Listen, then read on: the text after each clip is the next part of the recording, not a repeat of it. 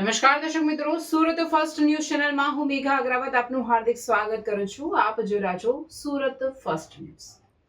સમાચારમાં સમય થયો છે વિગતવાર નજર કરવાનો. સુરત શહેરના અડાજણ વિસ્તારમાં મોબાઈલ સ્નેચિંગની ઘટના બન્યાનો મામલો સામે આવ્યો. સુરત શહેરના અડાજણ વિસ્તારમાં મોબાઈલ સ્નેચિંગની ઘટના બન્યાનો મામલો. અડાજણ પોલીસે એક મોબાઈલ સ્નેચરની કરી ધરપકડ.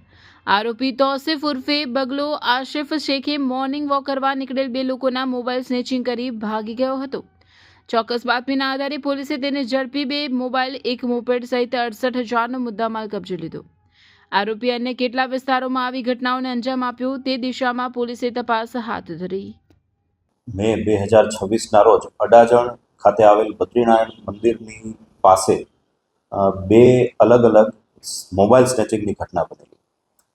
ઘટનાની ગંભીરતાને ધ્યાને લઈ સિનિયર અધિકારીઓ સહિત ઘટના સ્થળે જઈ તપાસ કરી અને ગુનો ડિટેક્ટ કરવા માટે વિવિધ ટીમો બનાવી અને પ્રયત્નો શરૂ કરવામાં આવેલા, જેમાં ટેકનિકલ ઇન્ટેલિજન્સ અને હ્યુમન ઇન્ટેલિજન્સના આધારે આ સ્નેચિંગની ઘટનાને અંજામ આપનાર આરોપીની ઓળખ થયેલ.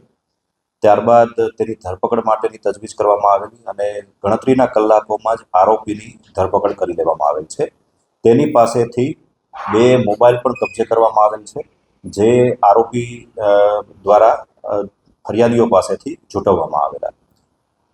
આરોપી તોસિફ ઉર્ફ બગલા આરિફ શેખ નામનો વ્યક્તિ છે, જે અમરોલી ખાતે આવેલ કોસાડ આવાસ ખાતે રહે છે. 21 વર્ષની ઉંમરનો છે. ભૂતકાળમાં સલાબતપુરા પોલીસ સ્ટેશન ખાતે જીપી એક્ટ 135 હેઠળ ગુનો નોંધાયેલો, તેમાં પણ એ આરોપી રહેલ છે. આરોપી મૂળભૂત રીતે મહારાષ્ટ્રના નાસિક પાસેનો છે. છેલ્લા 15 વર્ષથી કોસાડ આવાસ અમરોલી ખાતે રહેણાંક ધરાવે છે.